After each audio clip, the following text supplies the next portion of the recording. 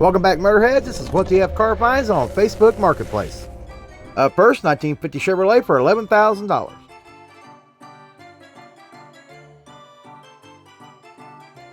At first, the car didn't look bad, other than the top being cut off. Well, that should have been the first red flag. There was something going to go awry here with this little 50 Chevrolet. Start looking, start noticing the interior. Who the hell robbed Grandma and stole all of her curtains? For God's sakes, this is not right. Why would you do that? Ugh. That's got to be one of the most hideous patterns I've ever seen on an interior. Next, 1971 Volkswagen van for $6,000. Holy hippie hell and a nightmare, this cannot be unseen. Whoever was responsible for doing this right here was eating peyote like Scooby snacks, for God's sakes. There is no reason for that monstrosity. What did this poor little Volkswagen ever do to you to deserve this kind of treatment? Next, got a custom Hummer for $48,999. When you have a well-to-do hillbilly redneck who likes to take a couple snorts off that little mason jar, this is what you get. You get stuff like this right here. Why? Because rednecks are ingenious and they build stuff for no absolute reason other than because they can. So go out and get you some redneck friends, because it'll never be boring. Up next, 1987 Chevrolet S10 for $5,000.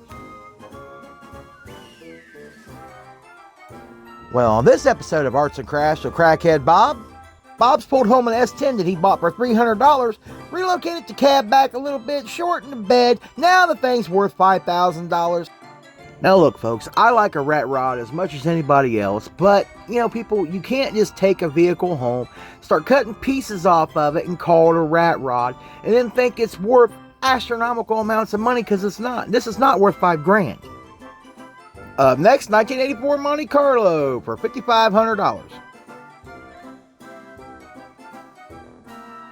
They call this one here an absolute showstopper, but I think they're a little confused with all the looks they're getting, that they think it's a showstopper.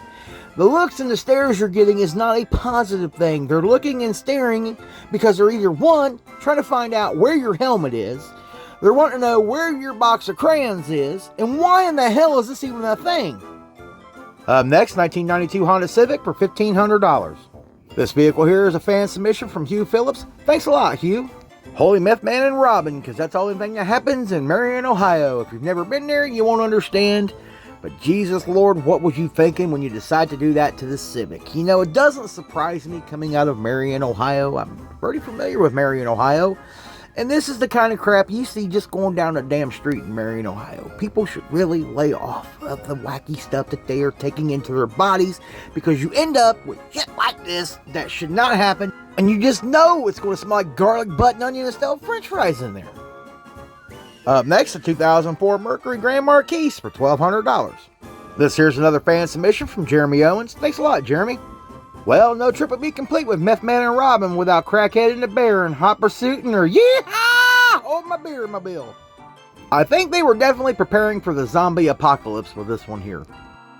Up next, 1973 Chevrolet Nova for $6,000. What the F? I am not a Nova person, but this was sacrilegious to a Nova, and I'm sure a lot of the Nova guys out there are just furious when they see this. Even the guy who's trying to sell it is like trying to hide the pictures of this monstrosity here. He won't give you a full-on side view of it, or any good pictures. It's like hiding behind a garbage can where it should be, in the garbage. Next, got a 1957 Chevrolet for $10,000.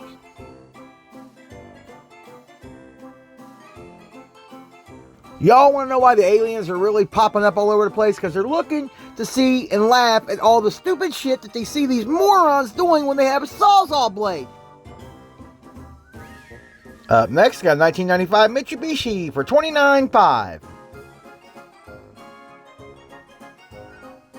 This is what you get when Crazy Karen lives in the mountains and she just has to get out no matter what the weather is to get her damn Starbucks and a muffin.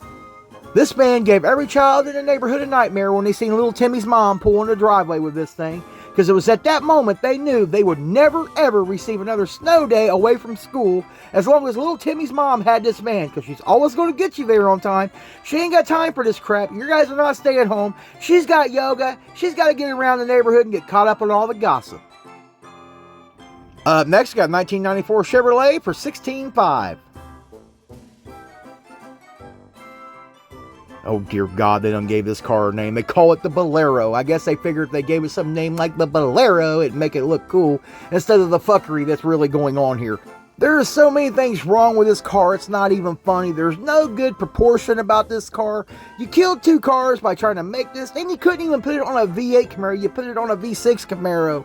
Oh dear God, you need to have your mullet cut off for God's sakes for even thinking about this. This car doesn't give me a headache. Somebody give me some Tylenol. Next, 1966 Dodge House Car for $29,000. Well, this one here ended up on What the F videos, but not in a bad way. This is a what the F am I looking at kind of thing. This thing's actually pretty dang cool. Pretty slick, actually. You don't see these kind of things very often, and I like quirky things like this. What do y'all think of this one here? Leave it in the comments. Remember, if you come across something crazy you want the Motorhead Misfits to see, you can submit it to us at motorheadmisfitsyt@yahoo.com for your chance to have it showcased and a shout out on the channel. Well, that's all I got for you today. If you liked today's video, smash that like button, consider subscribing, and I'll see you in the next one.